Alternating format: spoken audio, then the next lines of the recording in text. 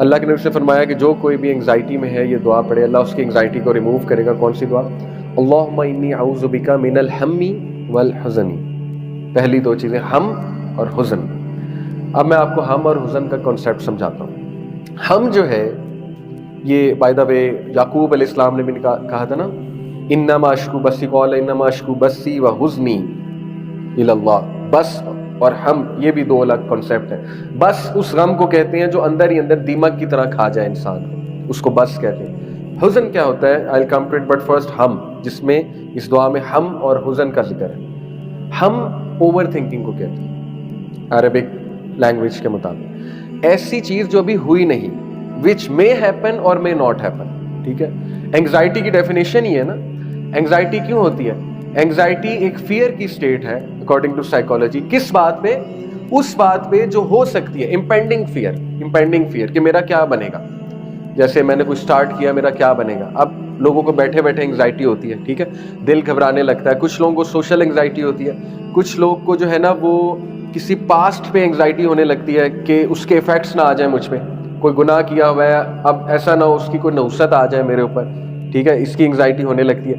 کچھ لوگوں کو مستقبل کی انگزائٹی ہونے لگتی ہے، میرے بچوں کا کیا بنے گا، میرا کیا بنے گا، ٹھیک ہے، یا مجھے جاب سے نہ نکال دیا جائے، اس کی انگزائٹی ہو جاتی ہے. بہت سی ریزنز ہیں انگزائٹی ہونے کی، یو نو بیٹر. تو انگزائٹی ہوتی ہی فیوچر کے فیئر سے.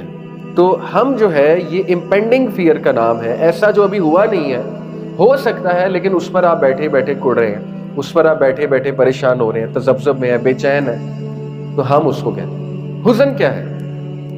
حزن کہتے ہیں اس سیڈنس کو جو کسی حادثے کے نتیجے میں آتی ہے. ٹھیک ہے، جیسے کوئی لوڈ ون فوت ہو گیا تو you will be in pain, کہ you will be going through grief basically اس کو کہہ لو، سورو، گریف کسی حادثے پہ. فار ایگزامپل ایک فارمر ہے، فارمر نے بیج بویا اور اس کے بعد بڑی اچھی فصل ہوئی اور اس نے اپنی آنکھوں سے دیکھا فصل پکتے ہوئے، اور اس کے بعد طوفان آیا، سب کچھ اڑ گیا.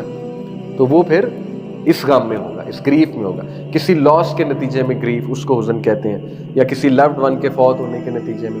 تو یہ دو ایسے بیسکلی ایموشنز ہیں، اللہ نے ہمیں قرآن میں بھی بتائے. اللہ سے زیادہ کون جانتا ہے ہیومن ایموشنز کو؟ اور دیکھیں خوف بھی ون آف دی ایموشنز ہے. تو اللہ نے قرآن میں سبحان اللہ ان دو ایموشنز کو، خوف اور حزن کو، ایک آیت ہے نا، الا ان اولیاء اللہ لا خوف علیہم ولا هم یحزنون. بے شک جو اللہ کے دوست ہیں، اللہ کے اولیاء ہیں، نہ ان پہ کوئی خوف ہے، ولا هم یحزنون، نہ ان پہ کوئی حزن ہے. خوف کس چیز کا ہوتا ہے؟ فیوچر کا. اور حزن زیادہ تر کس چیز کا ہوتا ہے؟ جو ہو گیا، یعنی ماضی کا. کچھ چیزیں ایسی ہوتی ہیں ماضی کی جو پیچھا نہیں